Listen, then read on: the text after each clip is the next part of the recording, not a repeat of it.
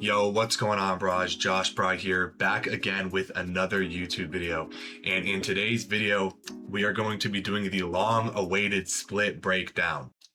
And I have had so many of you guys request this. I mean, it's been crazy.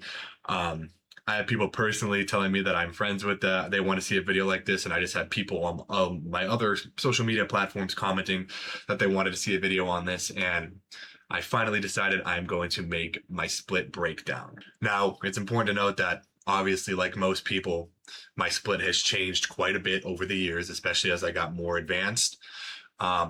With that said, I think this is probably this split or some variation of this split is probably going to be the one that I am going to be running for probably a long time.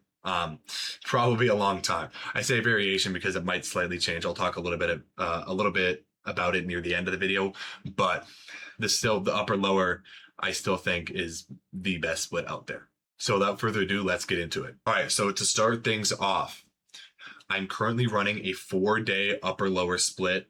I'm sure most of you are familiar with upper lower. If you're not, essentially an upper day, you hit every part of your upper body. So biceps, triceps, shoulders, chest, back. And then lower day is just legs, hitting a full leg day, quads, hammies, calves, adductors, abductors, all that good stuff. Now, I know a lot of you might see this and kind of be like 4 days. Why only 4 days? And I have to agree with you. I would like to be doing 5, maybe 6, but 6 is probably where it gets a little bit too crazy with upper lower in terms of recovery. The only reason right now I'm doing a 4-day upper lower split is because this summer I started an internship. So you know how that is. It just beats me up, man. 8-9 hours a day sitting in the office. It's crazy because you would think that if you're sitting there all day, you would actually have more energy to go to the gym, but it's actually quite the opposite.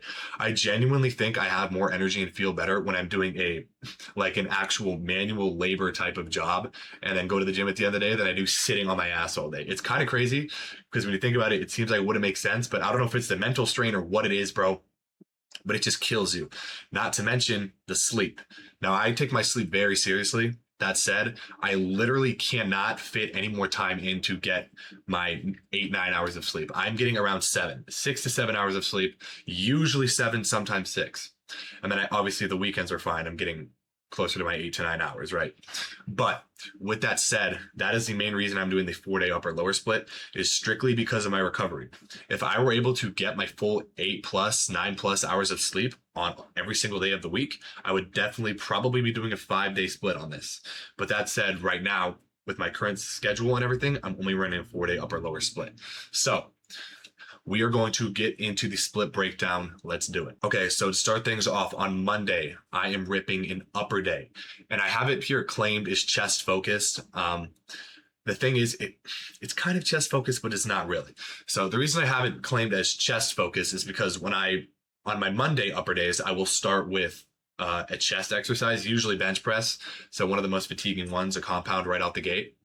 That said, I've kind of programmed my upper days to be almost more of an arm focused, because my arms are a weak point for me. So I will usually do, as you guys can see on here, I have 3 biceps and 3 triceps, which for most people, that's kind of a lot. Like, you really don't need that much, but since they're a weak point for me, that's why I have so many of them.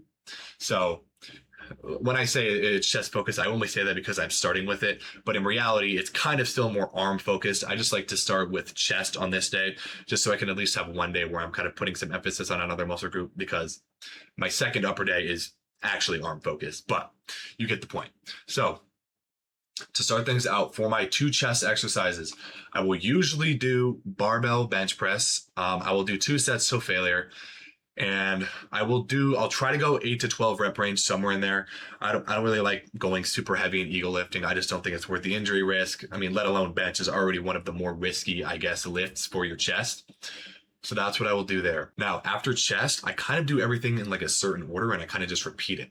So for example, I will go chest, and then I will go triceps, and then I will go biceps, and then I'll do back, and then I'll do shoulder, and then I'll repeat it again, that same process with different exercises, obviously, until I'm complete the workout.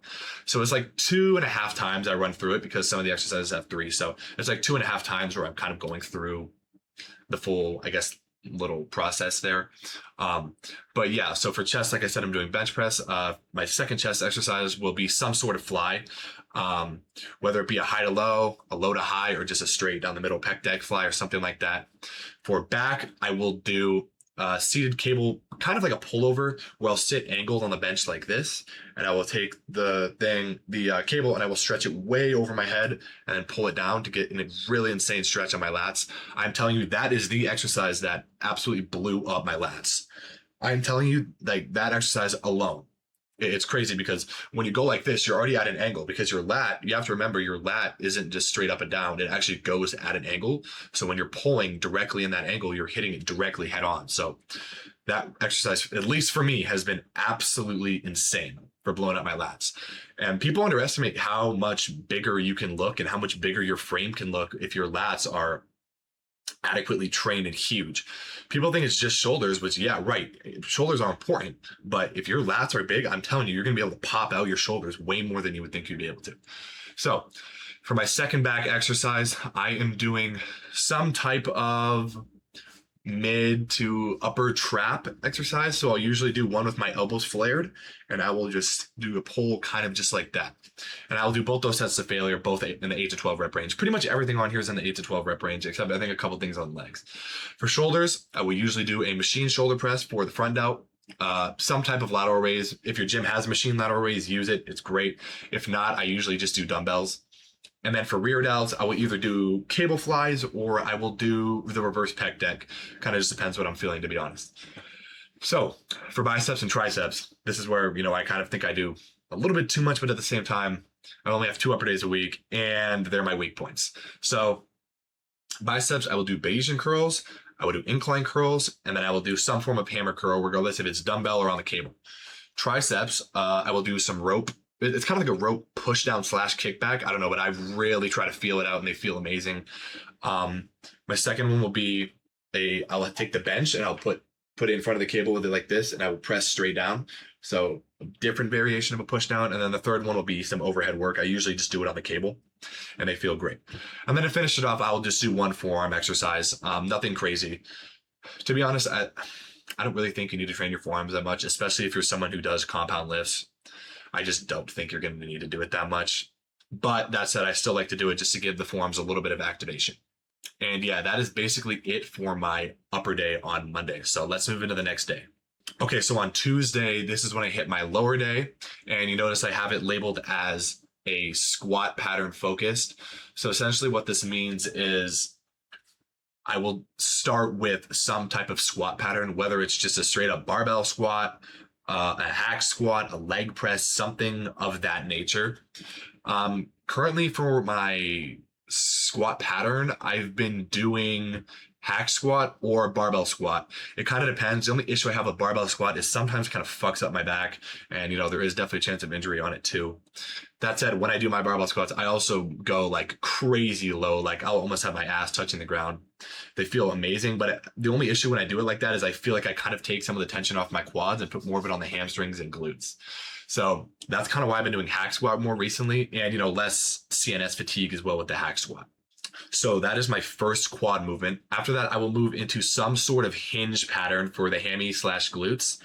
And what that looks like is usually majority of the time I will do an SLDL on the Smith machine, and I will really just try to feel it out and control it all the way down and all the way back up, really emphasizing the stretch, especially at the bottom of it. And it feels absolutely great. And I swear, I think it makes you more flexible too. I'm not even gonna lie. Like after it, I usually can't touch my hands to my toes without bending my back, but after it, like, holy, it's crazy. You all gotta try it. After that, I will move into a standing calf raises.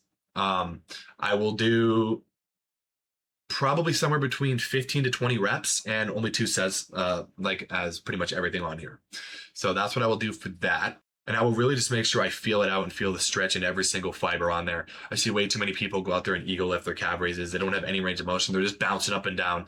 Just take it slow, take it controlled, really feel the stretch. And I am telling you, it makes a substantial difference. After that, I will move into some more isolation focused work for the quads and the hammies and the adductors, abductors. So I will do leg extensions, again, 2 sets. I will do hamstring curls. I've been doing lying recently, but honestly, I kind of switch it up. It kind of just depends on the gym I'm at and kind of what it has. But I've been doing lying hamstring curls recently, but I'm not opposed to seated at all. They're kind of essentially the same thing, I'm going to be honest. So just pick whatever you like more. And then after that, I will move into some adductor and abductor work. Two most underrated exercises by far. By far. You can't have full and complete legs if you don't have proper, adductors, glutes, and everything like that. I mean, as you can see in this picture, you can see my adductors are just closing in here. They're just juiced up, super thick, super wide, and I'm telling you, it just makes your physique all around look so much better.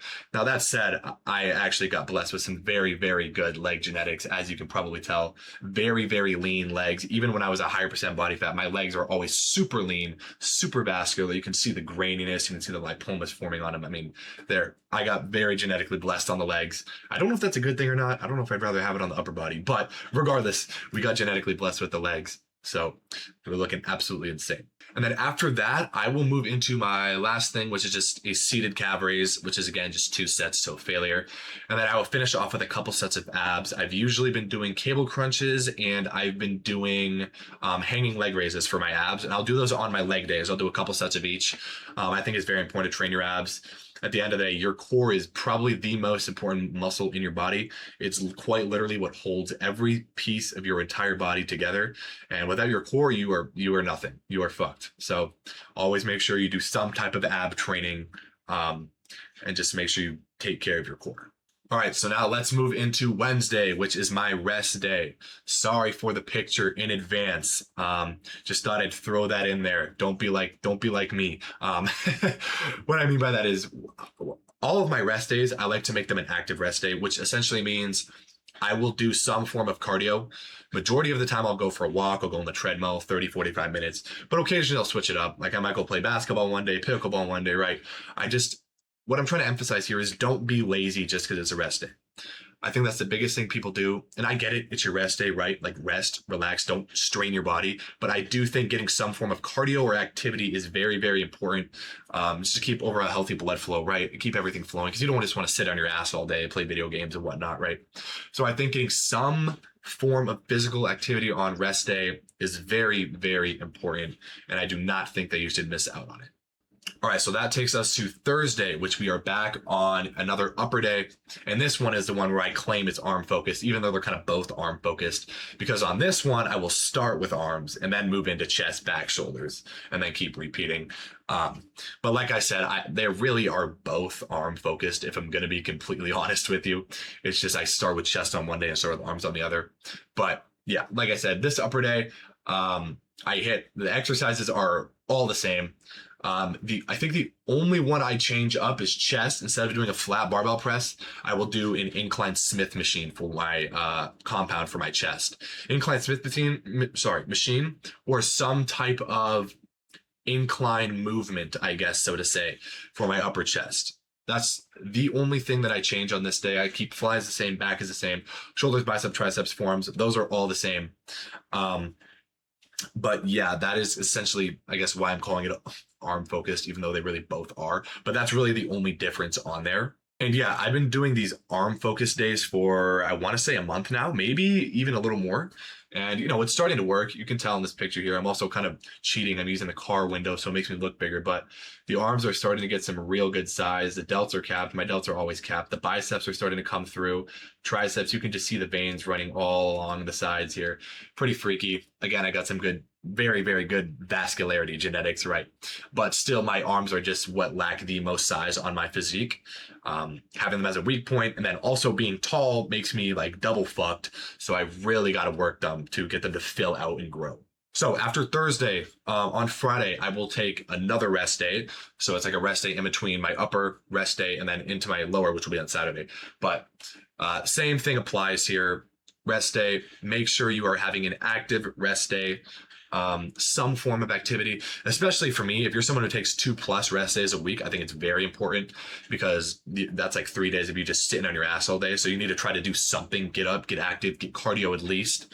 You need to try to do something at least there. If you're someone who only has 1 rest day a week, maybe not as big of a deal, but if you have 2+ rest days, definitely you need to be doing some form of activity, ideally cardio. All right, so that brings us into Saturday, which is my second and final lower day of the week. And I have this labeled as a hinged focused lower day. What that means is I am prioritizing my hinge movement, so I will do it at the start of my workout. Like same with the squat pattern on my other lower day. And for my hinge, I will do deadlifts almost every time first. Unless I have a fucked up back, I might do SLDLs instead. But I will almost always do deadlifts. And this is the one where it's slightly different. I go very heavy on deadlifts. I only do one. I build up to a top set, which is usually 4 to 6 reps. So I will do deadlifts up to 4 to 6 reps, and then I'll kind of work my way up, and then I'll kind of work my way back down, but only one real, I guess, top set where I'm going absolutely all out.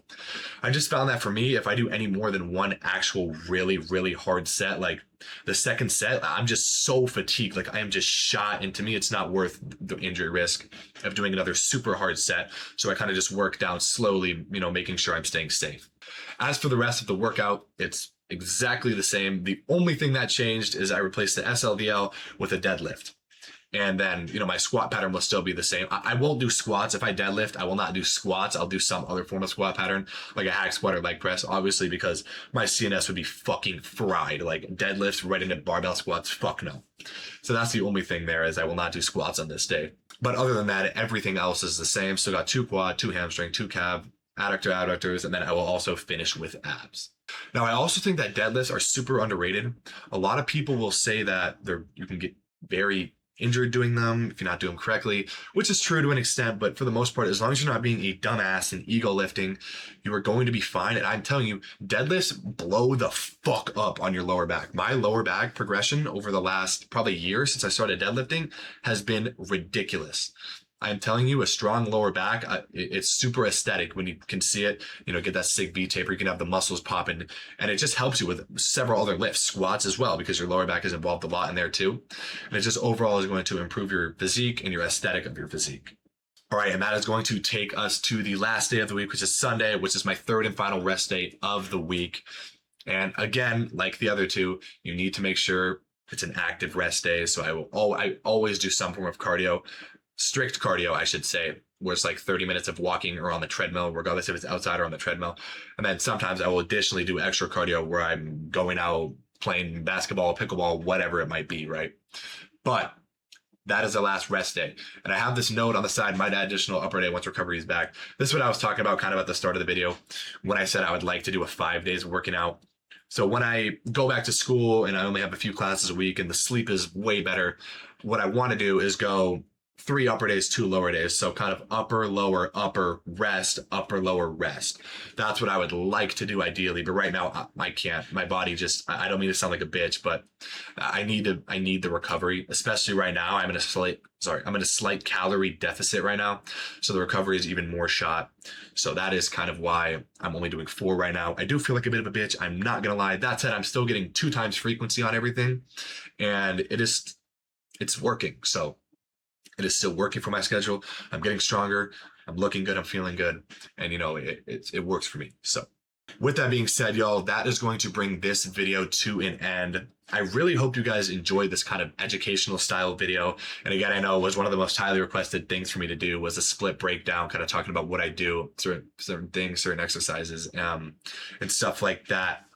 But I do want to put out a little disclaimer about this split. Is just because it works for me or it works for someone else does not mean that it's going to work for you. It could work for you, but it does not mean that. So if you go out there and you try it and you don't like it, doesn't work, you're like, oh, this guy doesn't know what he's fucking talking about, it's bullshit.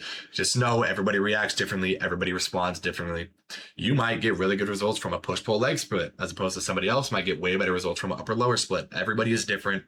Everybody adapts to different things, right? Genetics play a huge role in that. But I just want you guys to know that just because it works for me does not mean it's going to work for you. With that being said, I just wanted to thank you guys so much for all of the recent support on all of my videos. The video I posted before this, my full day of eating, actually my most popular video at the moment. So thank you guys so much for all the support on that, all the love on that. I really, really appreciate that. Other than that, please guys feel free to leave any comments down below on what you guys want to see next. I always take your guys' ideas, your requests, your suggestions. I absolutely love taking those in. It gives me ideas to post and gives me stuff that I can give out for you guys in the community. With that being said, please make sure you guys like, subscribe, and again, like I said, comment down below what you guys want to see on the next video. And I'm going to catch you guys in the next one.